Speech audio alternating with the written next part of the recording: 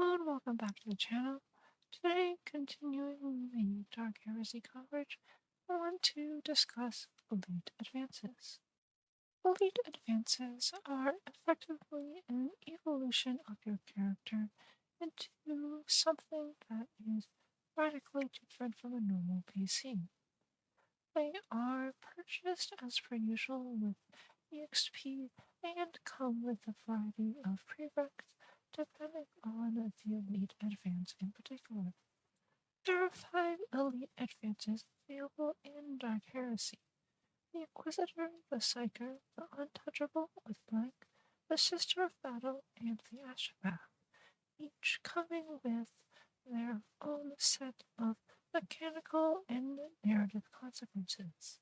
Starting with the Inquisitor, which is the most narratively impactful of the elite advances.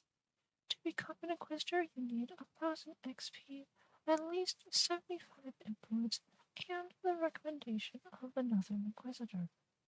The reason this has such a huge narrative impact is generally the conceit of Dark Heresy is that the party is playing a warband under the control and command of an Inquisitor. If one of those party members were to become a full Inquisitor in their own right, narratively often that means they will become the de facto leader of the group, which can come with quite a bit of a power imbalance in the party.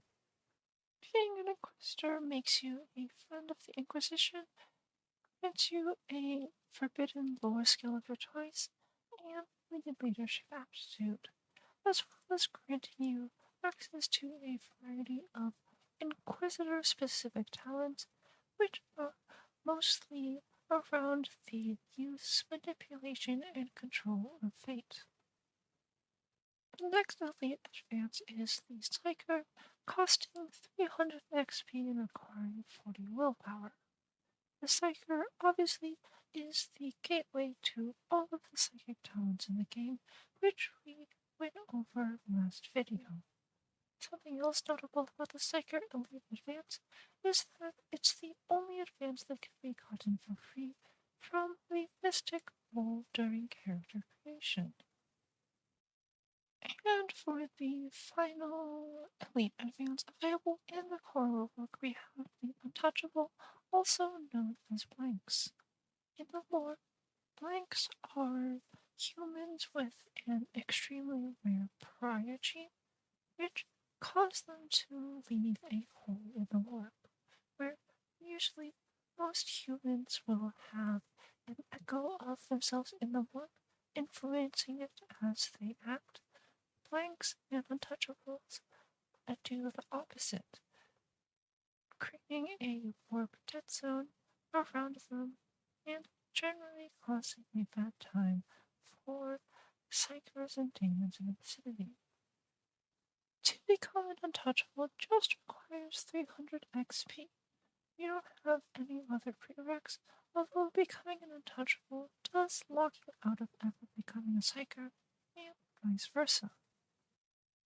You'll become resistant to psychic powers, immune to the positive effect of those psychic powers, and you automatically ignore any effects from psychic phenomena, and in a plus 30 versus test to resist perils of the warp if there happens to be a rogue psyker nearby.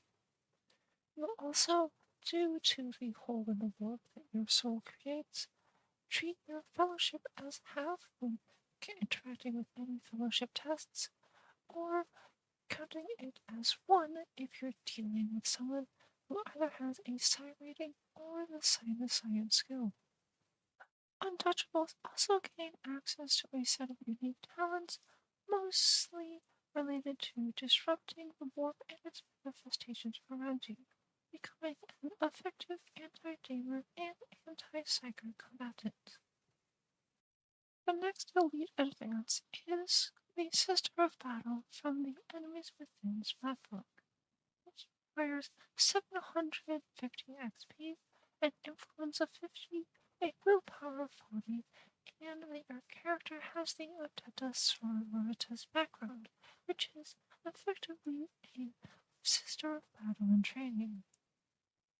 Upon taking the advance, you become a friend of the Sororitas as well as trained in bolt weapons, and you also gain the tactical imperialist scholastic low skill and a willpower aptitude.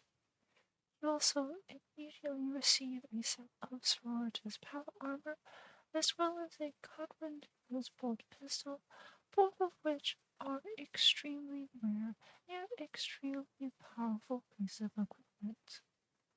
These sister-specific talents, similar to the Inquisitor ones, are mostly based around the keen usage of fate. However, Sisters of Battle specifically gain and spend their fate points in combat scenarios engaging with the enemy.